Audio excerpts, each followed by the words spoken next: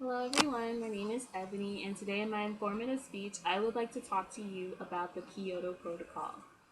In August of 1997, the Kyoto Protocol was drawn up.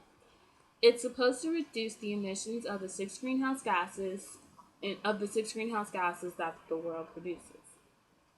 Once the Kyoto Protocol is signed by a country, it legally binds a nation to reduce emissions of these greenhouse gases by an average of 5.2% below their 1990 levels over the first 5-year period.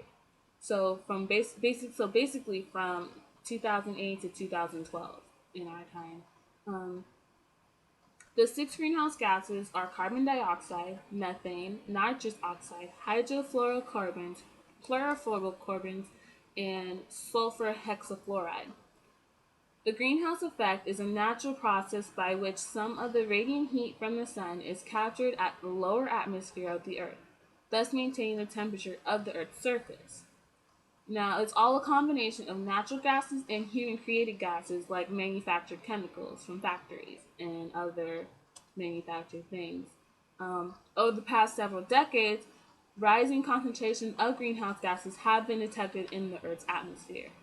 Although there is not a universal agreement with the scientific community on the impact of increasing the concentration of natural greenhouse gases, it has been theorized that it may lead to an increase in the average temperature of the Earth's surface, meaning many people would believe that these gases would be leading to global warming, which in theory will lead to the melting of the ice caps and leading one thing to another, and in most people's eye, global chaos.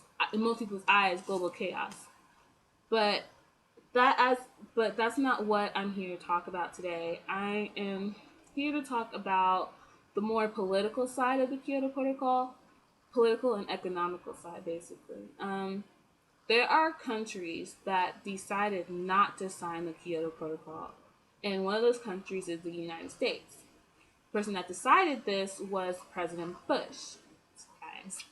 Um, he decided not to sign the protocol, and most countries that didn't sign it, they were all thinking one thing, one main thing, which is their economy.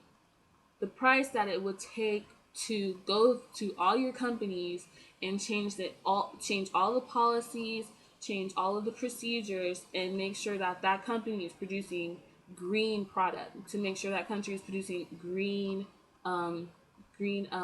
chemicals that are beneficial to the earth and not increasing our global climate temperature.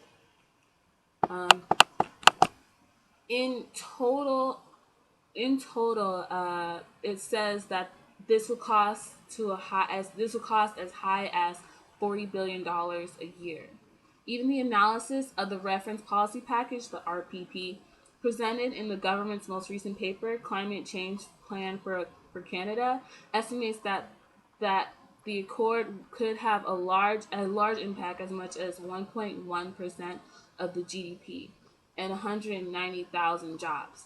While smaller in some earlier estimates, this is still pretty large considering that the RPB only includes 170 to 180 megatons of greenhouse gas emission reduction, and makes no assumption about how to balance the 60 to 70 megatons of reduction that was supposed to be achieved. So, in a clear way, it's using a higher level than the actual level that we are supposed to be achieving in the end.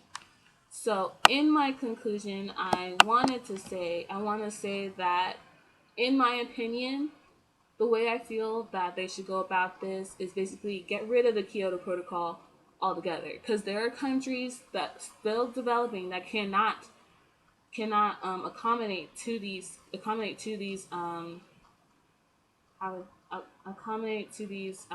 requirements because it's too costly for them. It would destroy their government and probably bring down that country. Um, and then the ones that do it, more power to them. But in the end, my opinion, I would say that they should get rid of it altogether and basically voluntarily, because they knowingly know what this is doing to our earth, voluntarily try and slowly reduce as much greenhouse gases that we are producing so that we can reduce this possible global warming that is happening in our countries. And that would be my informative speech. Thank you, and I hope everyone learned something today.